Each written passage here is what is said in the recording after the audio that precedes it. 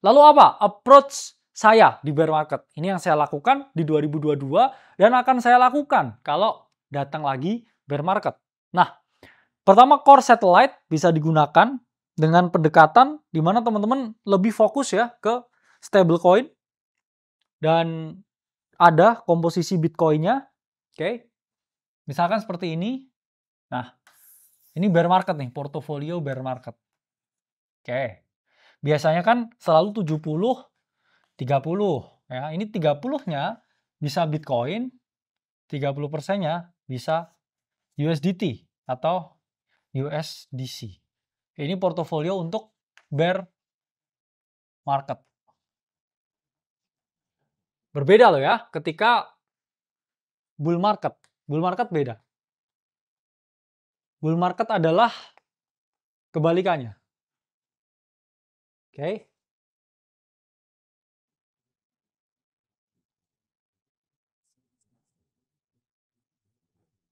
Nah, ini adalah portofolio selama bull market ya. Sama-sama core satellite, tapi ketika bear market ya, kenapa Bitcoin-nya masih ada 30%? Karena Bitcoin ya, it's a good hold ya ketika bear market dan ada chances lagi ketika market jadi bull lagi, Bitcoin ini akan naik lagi. Cuman yang lain enggak.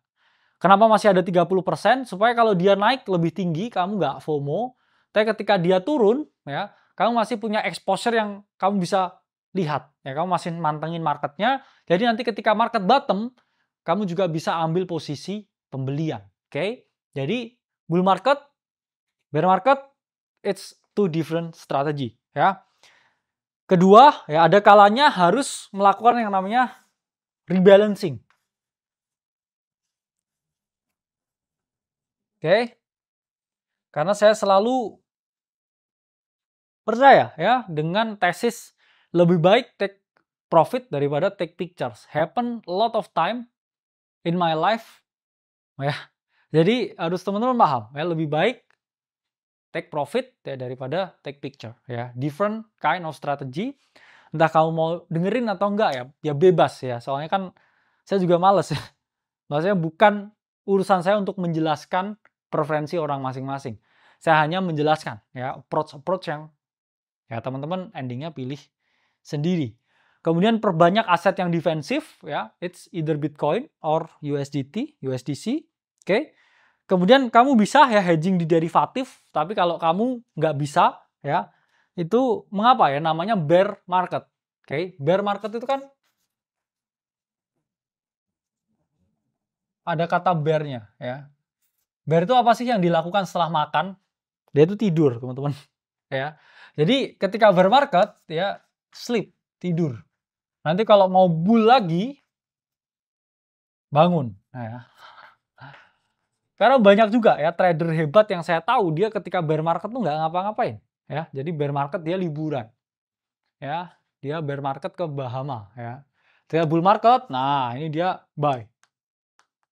Di sini dia sell, terus dia di sini do nothing. Nggak di sini ini apa? Dia naik perahu. Ya, nah terus habis itu di sini dia buy lagi. Nah, market begini, dia sell lagi. Nah, terus dia di do nothing lagi. That's it, that's all. Ya, itu cycle repeated ya over and over and over and over and over again. Dan ini seperti card game ya, seperti teman-teman main kartu. Ya, teman-teman makin lama juga makin lihat juga ya patternnya, polanya, kecenderungannya, tendensinya mau kemana. Dan it's only pattern ya, repeated over and over again. Oke. Dan terakhir, harus disiplin riset. Kenapa? Bahkan ketika di bear market, ya, let's say. Ini juga perbedaan ya, trader hebat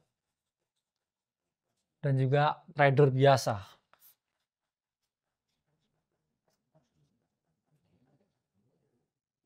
Trader hebat seperti ini, oke?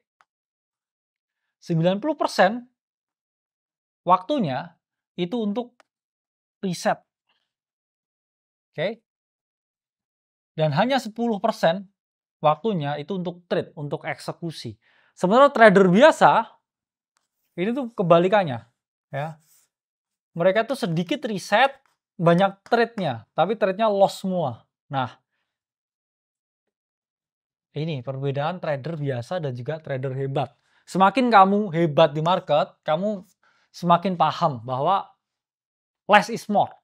Nah, ketika trader hebat, mereka ini membeli Bitcoin ya, dengan semua portofolio yang dimiliki di awal transisi, bear ke bull.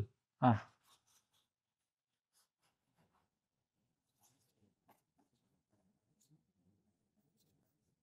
ini trader yang hebat. Terus Bitcoin dari sini 20.000 ke 120. Dia udah cuan. Ya, do nothing selama ini. Nah, ini trader yang biasa nih. Oke.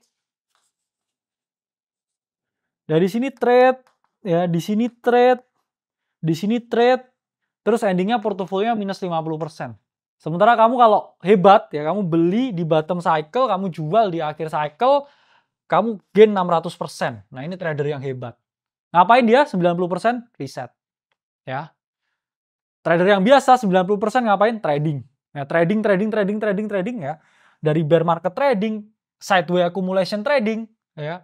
Bull market trading, terus dia minus 50% selama 3 tahun. Happen all the time, ya. Jadi itu video untuk hari ini. Semoga teman-teman bisa melihat dan mengambil pelajaran dari sini. Sampai jumpa di video selanjutnya.